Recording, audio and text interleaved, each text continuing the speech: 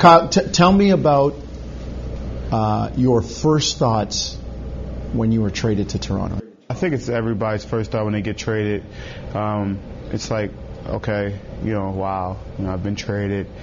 All right, cool. It takes a couple of days to actually realize, you got to look at the roster, you got to see everything. But you kind of just, I kind of was like, okay, I didn't, I don't know what's next. I don't know what's up there. I don't know what's, okay, it's a new opportunity, it's a new place, new chapter in the book.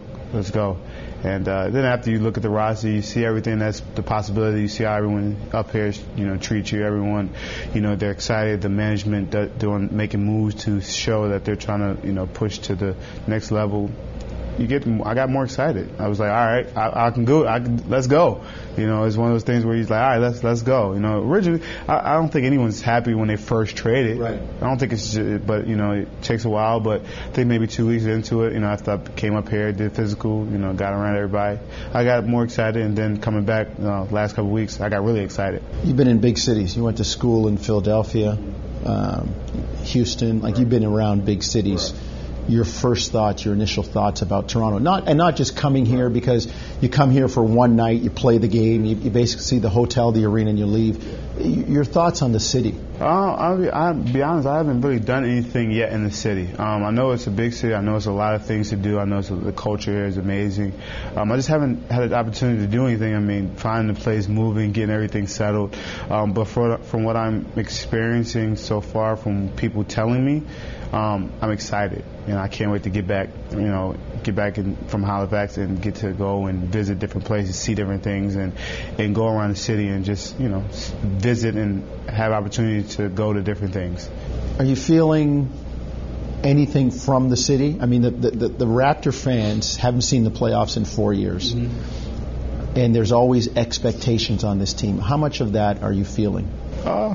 I feel it. I'm putting it on us. To be honest, I'm putting an expectation on it to make the playoffs. And that's who I am. That's what I want to do. I don't want to just be a mediocre team. I want to make it be a team that makes the playoffs, makes pushes, and play hard, win games, and have the fans excited.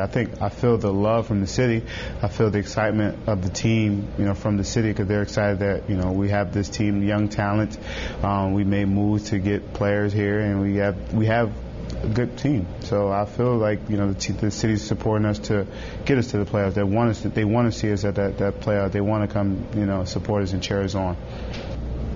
I know from your mom and your grandmother, who have a big influence in your life, there's a real competitive side to you. Really competitive side to you. Where does that come from?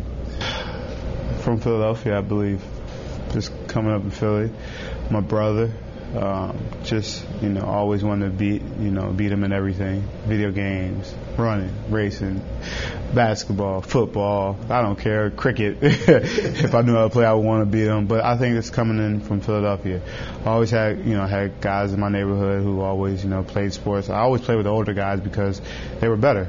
Yeah. And I wanted to be them because of my competitive nature. I just think when you're born with that competitive nature. My mother, she played softball, volleyball. She was a all-state softball player. My brother played basketball, and I just wanted to be better than everybody. I want to be the guy who they say, okay, I was better than my brother, I was better than my mom, I was better than this. I just always want to be better than the next guy. Tell me about your injury. I know in your freshman year, before the season started. Yeah. You blew your knee out. Yeah. But yet, that was in August? Did in August. But yet, when the Big East started rolling in January, I was back.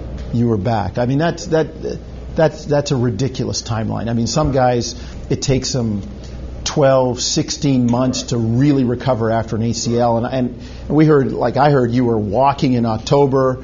I mean, there's an underground rumor that you were playing in a league before you actually played for Villanova.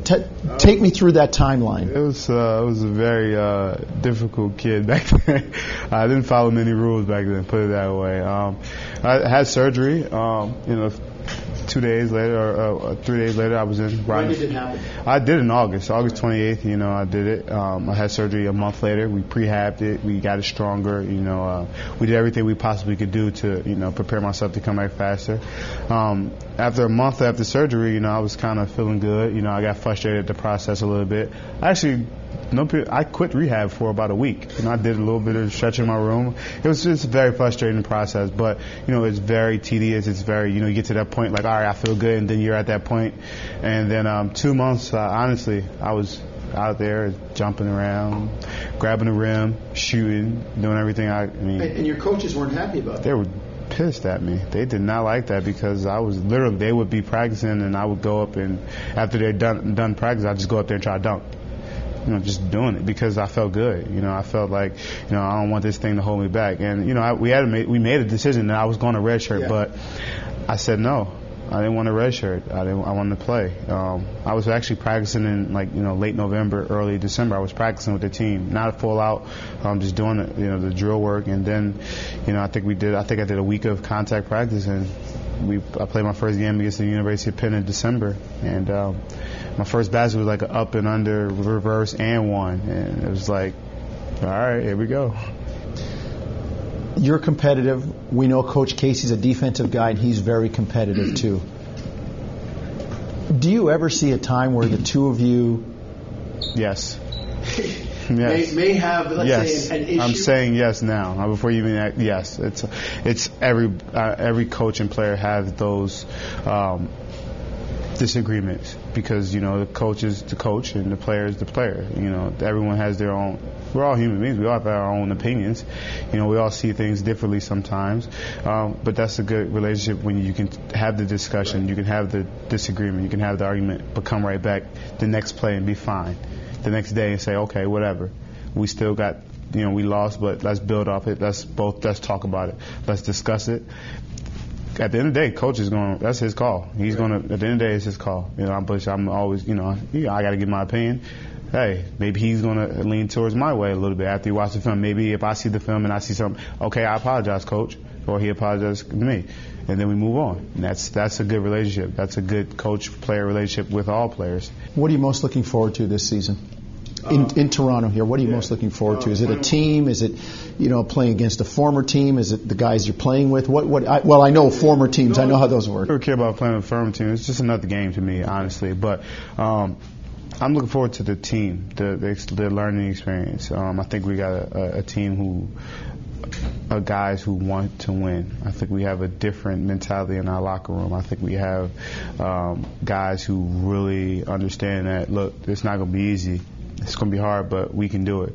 I think we got guys who want to prove themselves even more. Right. I think we got guys who, they understand that they bounced around a little bit, but now, this is their time. They have to step it up. I think that's what we have. It's a definite. We all have chips on our shoulder, I believe, in the locker room.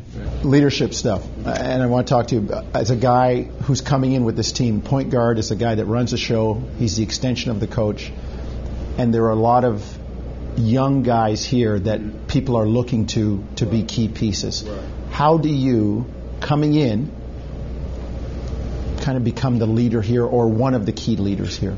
Just being myself. To be honest, I'm going to go out there and play. And that's where you get your respect from. That's where you guys follow you by the way you play. You can talk a big talk, but if you don't back it up, if you don't walk it, then no one's going to believe you. You're just going to be talking to the ceiling, to the floor. You're not going to be talking to the players. You're just going to be talking to anybody because they're like, all right, whatever, you just talk. But when you walk that walk and they see you're walking that walk and you're talking that talk, they're going to walk that walk behind you and follow what you say. And, we have young guys. Myself, I'm 26, but I'm going to year 7. Andrea's going to year 7. Linus is got a lot of years. Amir's got a lot of years. But, we're young, but we have experience. So we have the guys who have the years and the experience have to step it up, and lead. Jose has years. McGlure has years. We got to pick it up and hey, listen, this is the right thing to do. This is the wrong thing to do. Let's, make this gel. Let's mesh this together. I don't know how to prove something, but it was an opportunity where I know when I have my son that I would always be there for him, no matter what. As you see, my son's name is on my shoe because that's who I live for. I live for my son.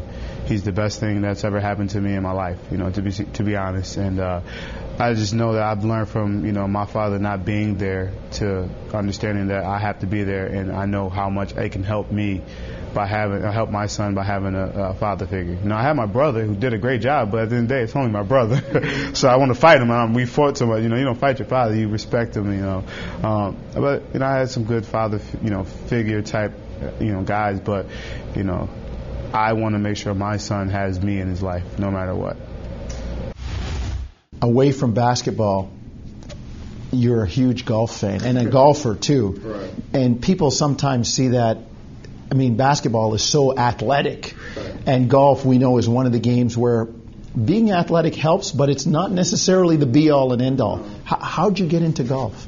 My high school coach, he's a really big golfer, huge, and he was like, look, man, you need something that is completely different than basketball. You need something that can free your mind from the angles on the court, the three-point line. You need something that's completely different and that will test you and make you mentally stronger. And golf is that game. If anyone that plays basketball, plays golf, will tell you how mentally strengthening of a game it is, how relaxing it is, how competitive it is. Mm-hmm. Most people say, golf's not that. It's one of the most competitive sports because you're not only playing against, the guy you're playing, one guy, you're playing against the golf course. Yeah. You're trying to get records, you're trying to break scores, you're trying to get to a certain level where, you're like, okay, if I can get to this, I'll feel good about myself. You're not playing against, you might play against the worst guy in the world, he might be terrible, but you're not really playing against him. You're playing against yourself to beat your score that you had yesterday or the day before. So it helps me from the basketball court. Who have you played with? And who would you most like to play with? I've played with a lot of different guys. The best I played was Willie Green. I've played with guys, lots of guys. But if I could play with anybody, give me your foursome: Kyle Lowry, and give me the other three. Taking Tiger, of course. I want to play with Dustin Johnson just because he hits the ball super far, and Rory. Yeah, I'm not going. I might just walk there. I might caddy. I might just be caddying, but I don't want to just go out there and watch them. But those guys, I'm a big fan. I would love to see Jim Furyk swing in person. It's not the most textbook swing, but he gets it done. And that's what I say. You don't have to have the perfect swing. You just have to work on enough where your swing. My best score, I shot an 83 at Royal Links in Vegas. Really, I was rolling. I was rolling. I thought I was going to break 80. And you break 80. If you break 80, you're doing something good that day. So I was rolling. Hitting. Oh God, I wish I could go back and remember what I did that day.